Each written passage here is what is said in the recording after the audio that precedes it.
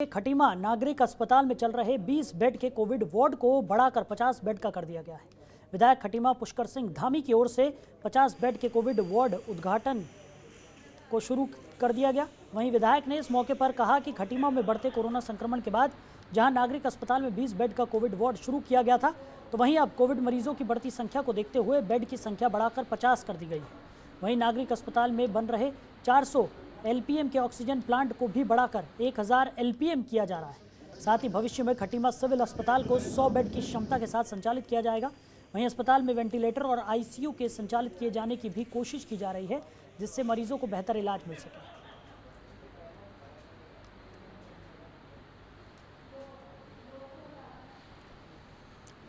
वहीं देश के अलग अलग राज्य, विशेषकर महाराष्ट्र और कर्नाटक में बच्चों के संक्रमित होने की सूचनाएं अलग अलग मीडिया माध्यमों के माध्यम से लगातार प्रसारित हो रही हैं। इसी को ध्यान में रखते हुए जिलाधिकारी ईवा आशीष श्रीवास्तव ने बताया कि अगर बच्चों में खांसी, जुकाम, बुखार, डायरिया के अलावा स्किन डिजीज दिखाई पड़ते हैं तो बिल्कुल भी लापरवाही न बरतें। ये लक्षण दिखने पर तुरंत नज़दीकी स्वास्थ्य केंद्र या आपदा कंट्रोल रूम में नंबर 01376 233 433 और 234-793 पर संपर्क कर जानकारी दी जा सकती है। इसके लिए जिलाधिकारी ने स्वास्थ्य विभाग के अधिकारियों को बाल रोग विशेषज्ञों की समिति के गठन के भी निर्देश दिए हैं।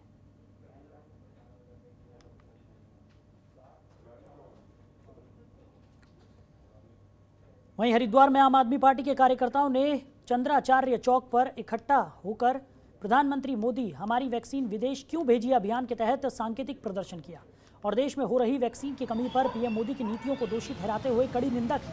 इस दौरान प्रदेश उपाध्यक्ष ओपी मिश्रा ने कहा कि आज पूरे देश में वैक्सीन की कमी हो रही है, जनता लाइनों में खड़ी होकर अपनी बारी का इंतजार कर रही है। ऐसे जटिल समय में मोदी जी ने अंतर्राष्ट्रीय स्तर पर अपनी इमेज चमकाने के लिए देश की 6 करोड़ वैक्सीन विदेश भेज दी।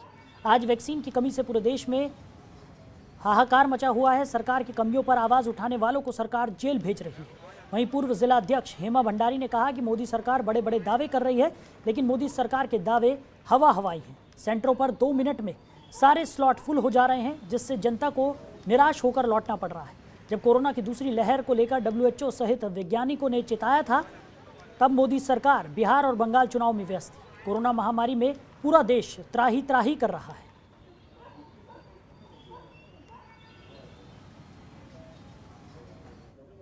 तो अगली खबर चमोली से है, जहां कोरोना महामारी की वजह से लॉकडाउन से आम आदमी की आर्थिक स्थिति खराब हो गई है, तो वहीं इससे व्यापारी भी खासे परेशान हैं, जिसको लेकर व्यापार संघ कर्णप्रयाग के व्यापारियों ने उप जिलाधिकारी के माध्यम से मुख्यमंत्री को ज्ञापन भेजा है। इन व्यापारियों का कहना है कि हर एक व्यापारी के खाते में 25,000 रुपये डाले जाने चाहिए, ताकि वो अपने परिवार का भरण पोषण कर सके। नहीं तो 1 जून से सभी व्यापारी अपनी दुकानें खोल देंगे।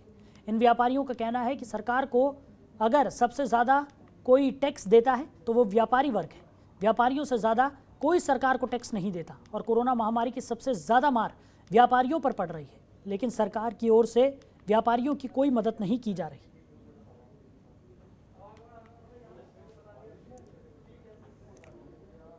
वहीं चमोली जिले में कोरोना के मामले लगातार बढ़ते जा रहे हैं, जिसे देखते हुए जिला प्रशासन सहित पुलिस प्रशासन कोविड कर्फ्यू का सख्ती से पालन करवा रहे हैं। वहीं कर्णप्रयाग ब्लॉक के कंडारा और जसियारा गांव में कोरोना के मामले बढ़ने की वजह से दोनों गांवों को कंटेनमेंट जोन घोषित कर दिया गया है।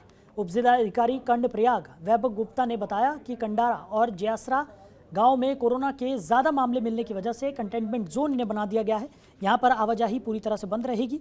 वहीं ज़रूरी वस्तुओं की आपूर्ति प्रशासन की ओर से की जाएगी और स्वास्थ्य विभाग की ओर से समय समय पर मॉनिटरिंग की जाएगी। तो एसडीएम कर्णप्रयाग ने आम लोगों से कोविड-19 की गाइडलाइंस का पालन करने की अपील की है, ताकि कोरोना संक्रमण से बचा जा सके।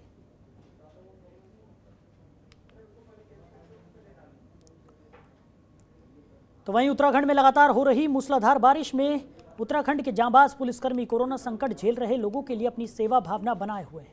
ऋषिकेश बद्रीनाथ राष्ट्रीय राजमार्ग 58 पर तोता घाटी से देवप्रयाग तक जगह जगह मलबा और बड़े बड़े पत्थर गिर रहे हैं। लगातार बारिश होने की वजह से जेसीबी मशीन काम नहीं कर पा रही है, लेकिन इस महामारी में कई बीमार लोगों को ले जा रही एम्बुलेंस के लिए रास्ता बनाने की जिम्मेदारी भी टिहरी जिले की देवप्रयाग पुलिस निभा रही है। थाना देवप्रयाग के थाना प्रभारी महिपाल सिंह रावत ने बताया कि पुलिस के सभी कर्मचारियों को हाईवे पर जगह जगह लगाया गया है। जो रास्ते ब्लॉक हो गए हैं वहां पर एम्बुलेंस के लिए रास्ता बनाया जा रहा है।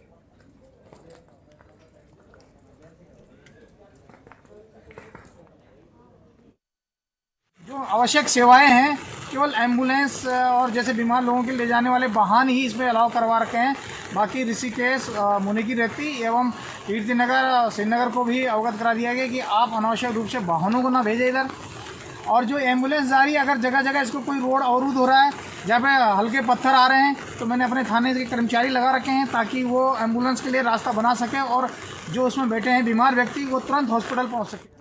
वहीं ऋषिकेश के गुमानीवाला के कैनाल सड़क का मामला है, जहां क्षेत्र के लिए पिछले दिनों सड़क और निकासी का बजट आया था, लेकिन अधिकारियों ने इस बजट को किसी और जगह पर ठिकाने लगा दिया, जिसकी वजह से घर और घरों के बाहर की गलियां पानी भरने से नदी में तब्दील हो गई हैं, जिस वजह से क्षेत्र के लोगों में काफ़ी गुस्सा है। जिला पंचायत सदस्य संजीव चौहान ने मौके पर पहुंचकर लोगों की समस्याएं सुनी और पीडब्ल्यूडी के भ्रष्ट अधिकारियों पर कार्रवाई की मांग की।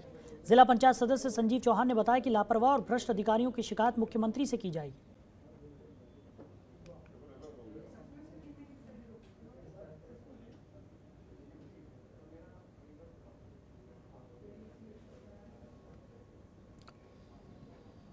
तो अगली खबर जोशीमठ से है, जहां पर 2 दिन से हो रही लगातार बारिश से सामान्य जनजीवन अस्त व्यस्त हो गया है।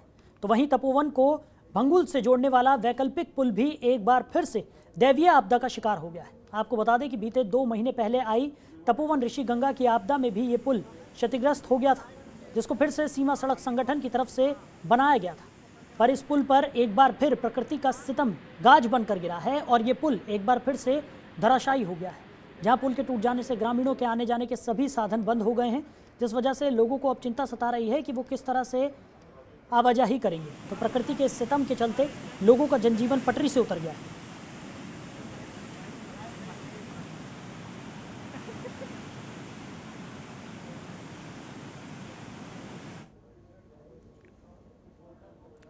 वहीं चक्राता क्षेत्र के कवासी गांव के बिजनाड़ छानी में बादल फटने के बाद शुरू हुआ रेस्क्यू का काम खत्म हो गया है। ग्रामीणों से चर्चा के बाद यह सर्च अभियान बंद कर दिया गया है। इस घटना में एक युवक और 2 बच्चियों के मरने की पुष्टि की गई है। इस दुर्घटना में 4 लोग भी घायल हुए हैं, इसमें 27 मवेशियों की भी मौत हो गई है। घटना के बाद मुख्यमंत्री तीरथ सिंह रावत ने प्रभावितों को तुरंत मदद करने के निर्देश जारी किए, जिसके बाद मृतकों के परिजनों को 4-4 लाख की सहायता राशि देने की घोषणा की गई। घटना की सूचना मिलते ही स्थानीय विधायक और कांग्रेस प्रदेश अध्यक्ष प्रीतम सिंह भी मौके पर पहुंचे। उन्होंने सरकार से प्रभावितों को हर संभव मदद और 10-10 लाख मुआवजा देने की मांग की है।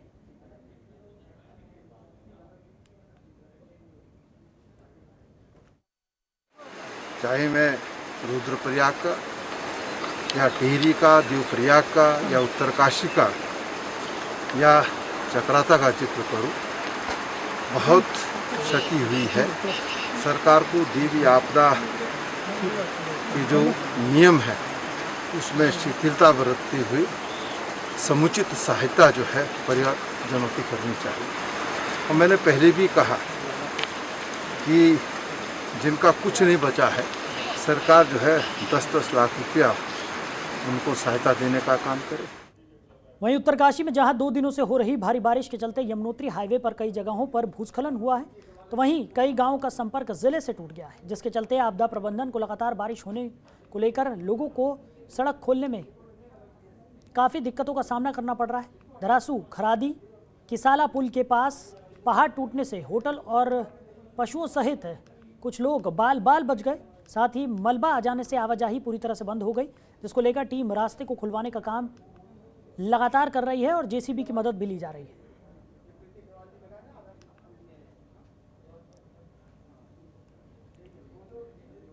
तो रामनगर में 2 दिनों से हो रही बारिश ने मालधन की जनता का जीवन अस्त व्यस्त कर दिया है। एक और कोविड-19 की मार से जनता बेहाल है, तो वहीं 2 दिन से लगातार बारिश होने से जनता को गर्मी से राहत तो मिली, तो दूसरी ओर गांव के पानी की निकासी की कोई व्यवस्था नहीं होने से नालियों का गंदा पानी घरों और दुकानों में भरने से संक्रमण फैलने का खतरा भी बढ़ गया है। तो घरों और दुकानों में इतना पानी भरा है कि घर और दुकानें अब तालाब नजर आ रही हैं। घरों में रखा खाने पीने का सामान खराब हो गया है, लेकिन शासन प्रशासन कोई भी इसकी सुध लेने नहीं पहुंचा है।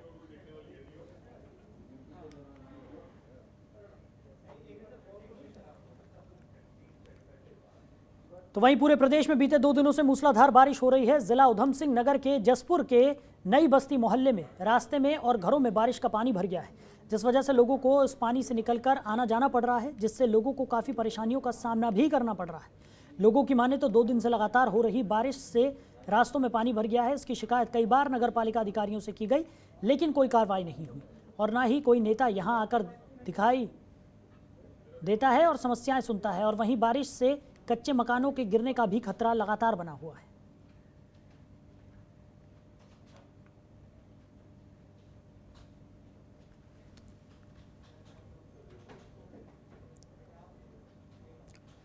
तो फिलहाल इस बुलेटिन में मेरे साथ इतना ही। आप बने रहिए और देखते रहिए जनतंत्र टीवी। नमस्कार। खबरों के निष्पक्ष विश्लेषण के लिए सब्सक्राइब करें Jantantra TV and press the bell icon. Never miss any update.